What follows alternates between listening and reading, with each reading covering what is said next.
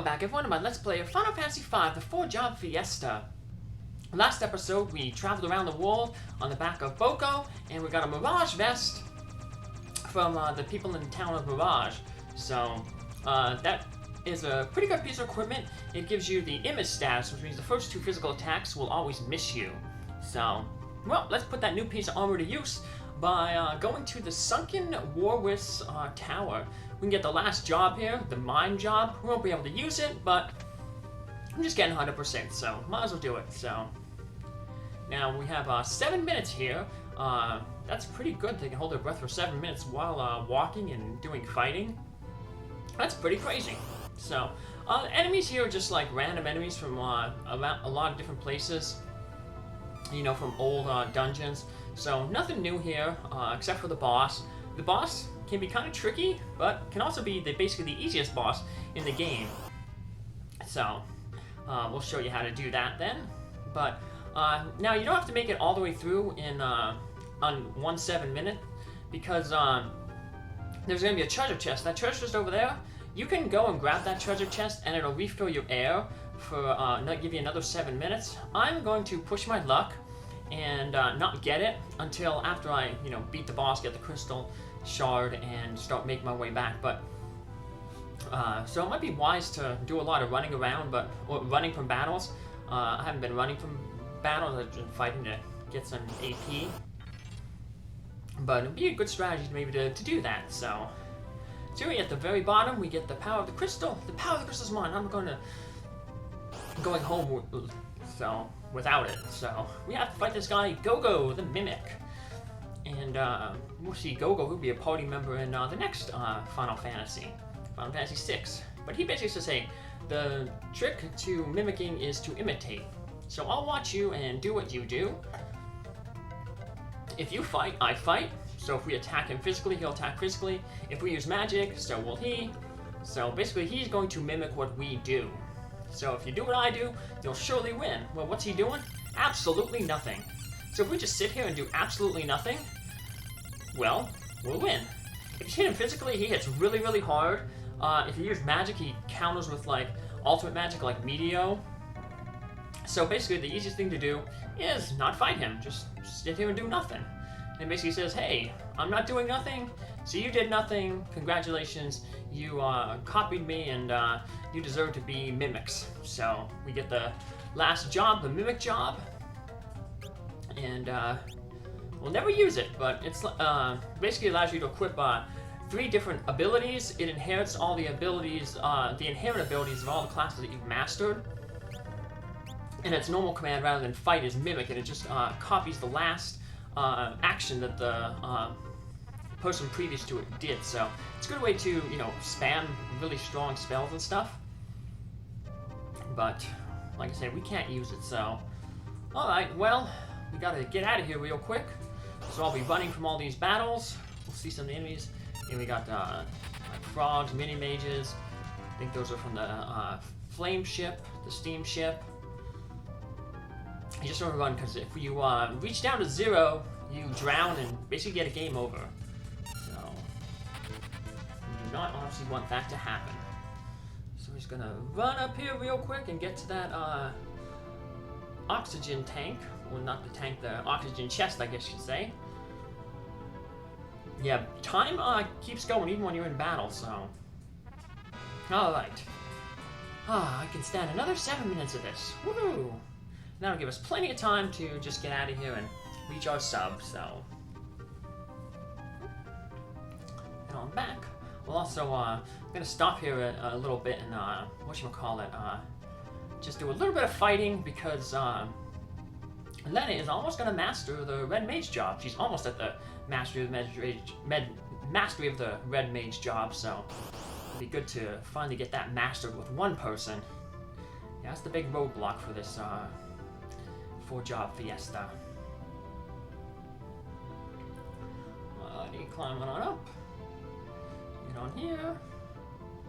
And now just we have plenty of time here, so we'll just finish off and get Lenna mastered. Yep, 2 more ability points, and then finally one of our characters will have that job mastered.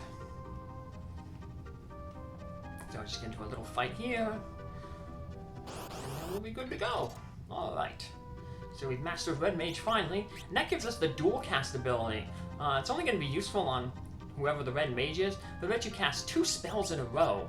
So it's really good for like other jobs like Summoner or Black Mage, or even White Mage. As I said, it allows you to cast 2 spells in a row. More powerful spells, but not too good here for just the Red Mage because they don't really have strong magic.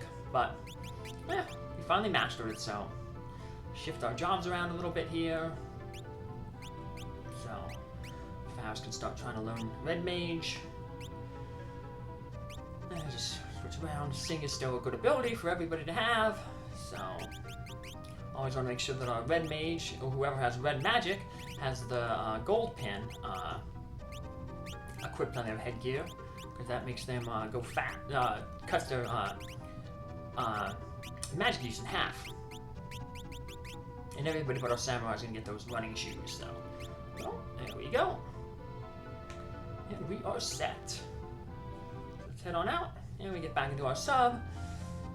And now we're going to go do a little bit more exploration.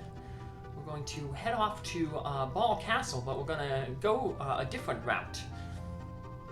So remember there's that one cave that ended up in the Jackhole Cave, that ended up in a dead end. But that one person in Jackhole said, hey, maybe now that there's a castle there, something different will change. So we're going to take that guy's advice and go back to the Jackhole Cave, go through it, and that will get us into the basement of Ball Castle. Finally get to see what's behind that one door.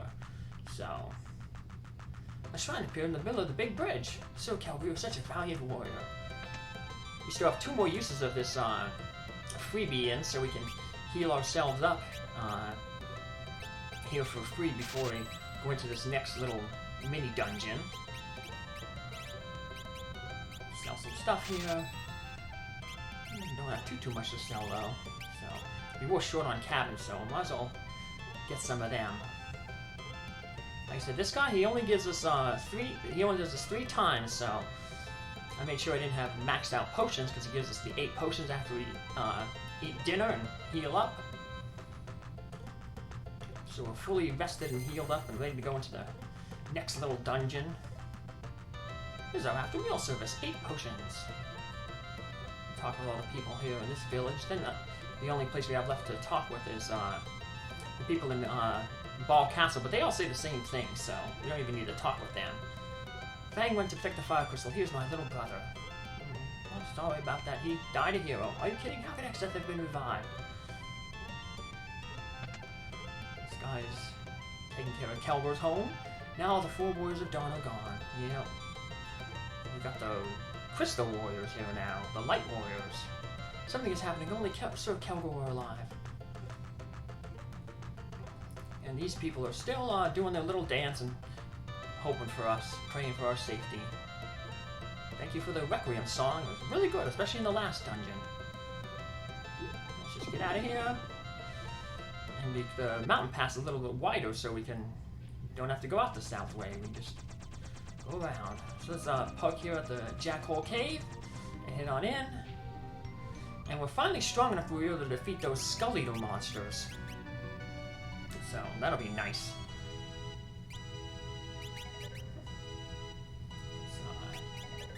Change things up here a little bit. There we go. Good to go. And let's see here. Just looking at all our abilities. Okie doke. We gotta hit these skull switches to move stuff around. And here we got the Skull Eater. We'll finally be able to beat him. He only has 1 hit point, but remember, he was able to avoid most of our attacks. And if he didn't avoid the attacks, we weren't doing damage to him. Well, now our weapons are finally strong enough we can break through his defense. So there goes the chicken knife, finishes him off. And we get the 5 ability points. Nice. Click this guy. Then we gotta wait and watch for that, what skull is the right one to push down here. He's gonna walk down here and wait. The only other enemies in here, besides the Skull Eaters, are those Nutkin squirrels. They're basically from the beginning of the game. So, nothing to worry about here. Skull Eaters are nice though now because we can get those 5 ability points. And everything's costing really a lot of ability points to master now. So, all those extra ability points are nice. Ooh. Keep on heading up this way.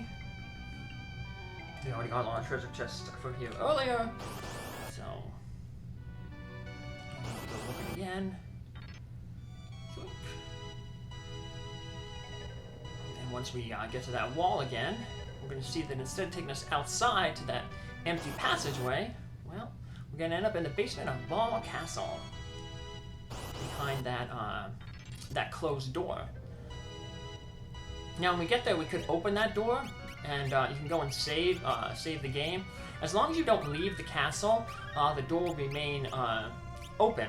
But if you leave the castle, the door's going to re-lock. So make sure you do the stuff behind this locked door before you leave the castle. But I'm confident in our abilities, so I'm not going to worry about saving. You kind of got to... It's a little puzzle boss here. If you play Final Fantasy IV, the boss is Odin. And just like Final Fantasy IV, Odin is like a time boss. You have to beat him in a certain amount of time, or else he'll use his like true edge ability and just defeat you in one hit. Unfortunately, this Odin here is not weak to lightning like the Odin in Final Fantasy IV. You read a book in there and it says, you know, hey, the only time Odin was defeated was when lightning struck his sword. Well, this Odin, he doesn't have any weaknesses. Although he is susceptible to being put to stone, so he could have played with that Wonder Wand and got it to the point where it used the break spell, and then we could have hoped that it would have worked on him. But I didn't really need to do that. So the only problem here is Lenna is going to be useless because Odin absorbs holy, and she has the Excalibur equipped. I could give her the Thief Knife to do a little bit of damage, but I'll put her on healing duty right here. We'll just toss some money, and that'll help beat Odin quickly. The hero, singing that hero song increases our levels, and that'll help your damage done by the guild toss actually increases based on your level, so that'll help do some more damage. But I kept track enough damage and realized I don't need to throw any more gold. I can just finish him off with just regular physical attacks. And we do. And after that, we get another Esper summon spell, Odin.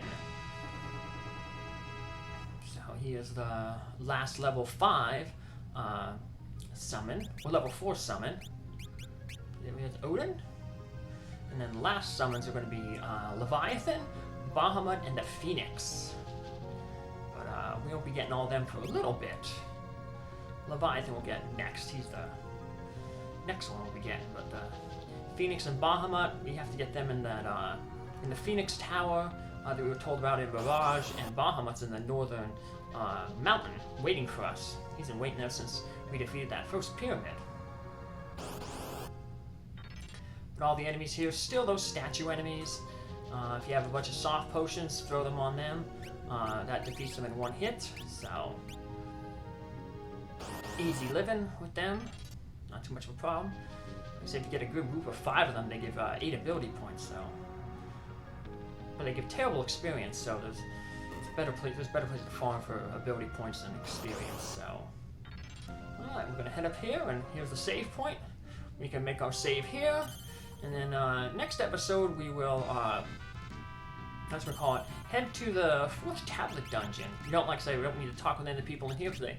I'll say the same thing, but one thing we can do is ride the Hiryu. And we'll do that next episode. Take care, have a good one, bye.